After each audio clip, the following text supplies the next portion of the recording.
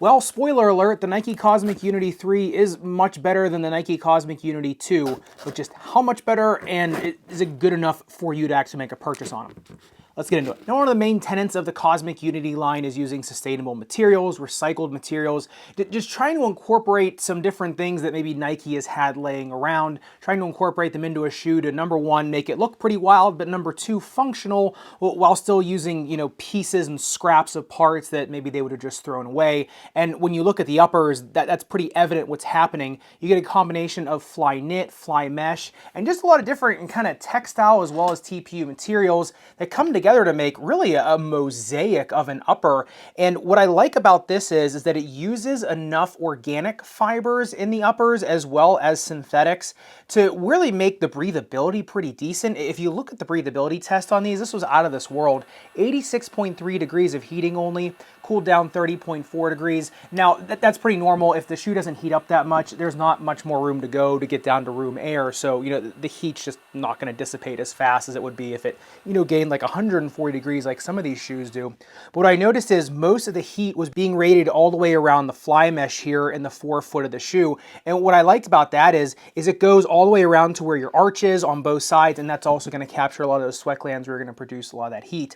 But what I also noticed in the uppers is because it is such a different combination of many different textiles woven in different shapes and orientations, you're getting a lot of containment in the shoe just because you have multi-directional threads. So really anywhere you go, multi-directional movement in the court, these threads are catching you in those areas. So in terms of containment in a shoe, there really isn't much better, and you kind of need that when you get into the midsole, which we'll talk about in a second. But suffice it to say, the uppers of these really do a nice job of keeping you very secure in the shoe, but also for its weight and its bulk and threads and fibers, it doesn't heat up all that much either. And just backing it up on the upper durability test, 10-second tie grit sandpaper, I mean, the burr barely makes an impression on the threads here in the toe box.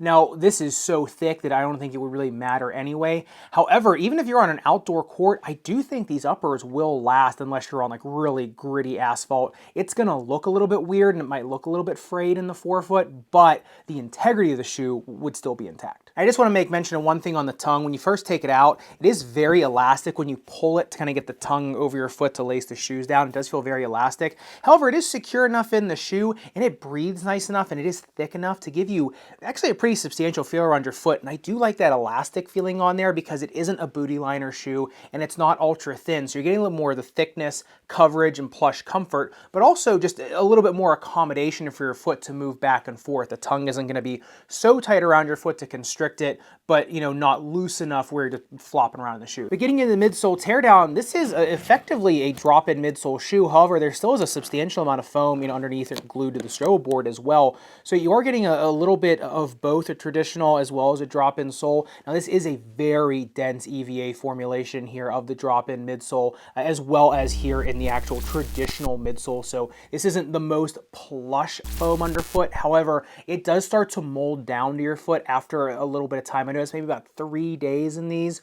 is when this really started molding, which did feel really nice. Remember, drop-ins, even if they are a little bit more dense, will start to mold easier than a shoe that's, you know, has glued down midsole foam, just because there's more room to kind of envelop around your foot. I think one of the most important things in the midsole teardown, which we talked about in the members only extended cut teardown, which if you're not checking those out, you should down in the description below. We do definitely get into a lot of kind of fun things in those videos. If you want to see these extended and early on the teardowns, make sure you go check out the membership. This video came out a few days ago, actually, so people have already seen this midsole in the membership group.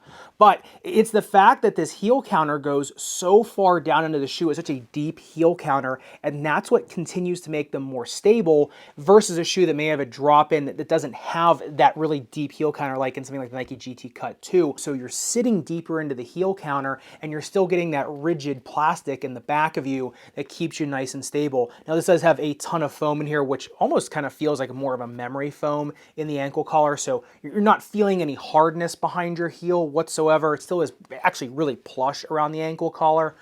But unlike some other drop-ins out there, definitely feel a lot more stable. Now, if you look at the jump height test, on the single leg jump height test, I should say, I keep forgetting to say single leg, 18 centimeters of single leg jump height on these, which really isn't terrible. But then if you look at the bounce height test on these, in the rear foot, 30.5 centimeters, and in the forefoot, 33 centimeters. This is pretty similar to other Nike Phylons. I think with these, Nike was trying to get kind of in the middle of that ground contact, as well as being a little bit more moldable around your foot. So it does kind of sit right in the middle there. It's not super elite in terms of bounce, but it's also not kind of a hardened and dull shoe either. Now, getting into the outsole tread, very pleasantly surprised. This is a little bit more of a crater type pattern. It looks like an asteroid hit a bunch of parts of the shoe and then it radiates out from there, it ripples out from there. And what I like about this is you are getting very uneven tread patterns, which means you're getting grip from multiple different directions. I found that, especially with this recycled rubber here, it did grab very well, especially on indoor courts, even outdoor courts. This grabbed really well. On the outsole durability test, 10 seconds highest grit sandpaper, not even a millimeter of damage on this, and I just got this from Nike's US website. So this isn't an EP version of the shoe. This isn't harder rubber than you can just get Nike's website. I got it same place you would get it. So I think with these, you know, even if it is recycled rubber, remember, you can make that rubber as durable or as soft as you want it to, and I think on these they engineer it for a little bit more durability. I know it does say on here somewhere, take them outside, so you can use these on an outdoor court pretty easily. However, if you look at the speed ratio of these, 1.83, these definitely are not designed to be a speed first shoe. They are a little bit more of a wide set shoe here in the distal forefoot, as well as, more importantly, in the heel. These are much more meant to be more of a stable side to side type shoe. So if you're looking for speed, these are a little bit bottom heavy with all the foam, as well as top heavy with all the construction there. So much more of a containing shoe, not so much to, you know, a blistering back and forth type shoe. And getting into the fit of the Cosmic Unity 3, this biggest pitfall here, I did notice once my foot started swelling, once I started playing a little bit more, I did start to get a little bit of cramping here on my lateral foot, and that is right where this plastic piece is here that contains the drop-in, as well as kind of the biggest pieces of foam that come over the uppers of the shoe. So that did go away. I'd say after maybe about a week, I wasn't getting any more of that cramping in there. But I think narrow, medium foot, go true to size. A 2E, if you do want a little bit more room and you don't want to experience that cramping, you can go up a half size. The containment on these is pretty darn good. So, I mean, if you want that real performance fit, 2E can just go true to size. Just like I said, get ready for some cramping in there. But in terms of the snake bitten foot, this is where you really have to pay attention, because it's great for some, not so great for others. Remember, you can't throw an orthotic in these. With drop-in midsole, especially on these, because there is so much foam under there, you're going to be sitting up so high, you start to lose a lot of the containment and a lot of the stability this shoe has. Plus, it's just the walls of the drop-in on these rise so high that an orthotic wouldn't balance on there anyway. So I'd say somebody with like heel pain, ball of foot pain, these might not be the greatest things out there. However, somebody with arch pain or arch strain, posterior tibial tendonitis, hypermobile flat foot is actually a good pickup, because the Phylon in there is pretty dense. You're getting 2 levels of it, pretty broad shank that goes up here into the arch of the shoe. So somebody with more straining type pain, I think these are fine for. Even someone who's a sprainer, even though this is a drop-in midsole, because the containment is so good, because the lateral flange is made of rubber and foam, there you go, as well as the uppers just being really nice and solid. Remember, the uppers aren't going to stop an ankle sprain, but these do really give you a nice containment. So I'd say for a drop-in shoe and a sprainer, this is one of the best you're going to get, and especially somebody with kind of more medial pain or arch pain, they're also very good. So you just kind of got to figure out where you land on that spectrum, if these are going to be good for you or not. And in terms of the all-important playability of the Cosmic Unity 3, like I said in the beginning of the video, so much better playability than the Cosmic Unity 2s. I felt these were much more responsive than the Cosmic Unity 2s. They gripped so much better than the Cosmic Unity 2s.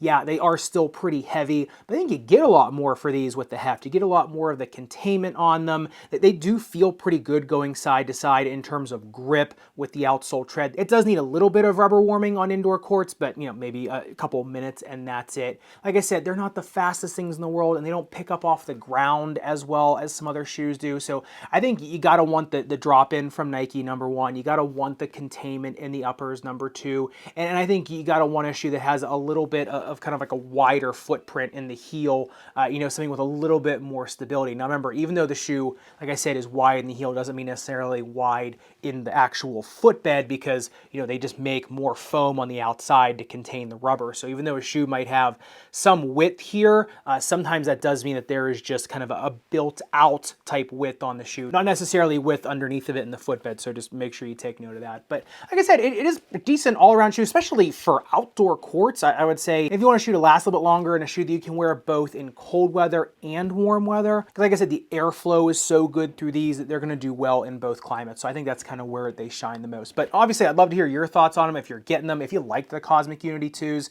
or if you've given these ones a try. Let me know in the comments down below. And if you want to see another sibling to the Nike Cosmic Unity 2, the Nike Jaw 1 going to the knife, make sure you click into this video up above and subscribe down below. Respect your rubber and foam. I'll see you in the next one.